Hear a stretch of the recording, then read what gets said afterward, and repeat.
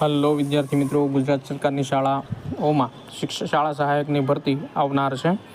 આ શાળા સહાયકની ભરતી માટેની શૈક્ષણિક લાયકાત રહેશે સ્નાતક વત્તા બીએડ. જે લોકોએ સ્નાતક અને બીએડ કરેલું હશે એ લોકો આના માટે એલિજિબલ થશે.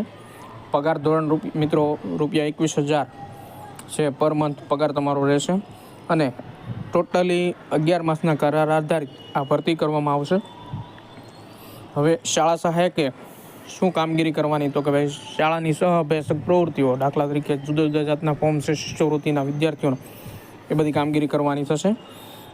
પસંદગી પ્રક્રિયા કઈ રીતે થશે કે ભાઈ આઉટસોર્સિંગ એજન્સી દ્વારા શાળા સહાયકની ભરતી પ્રક્રિયા કરવામાં આવશે અને શાળા સહાયકની ભરતી માટે મેક્સિમમ વય મર્યાદા 38 વર્ષની રહેશે.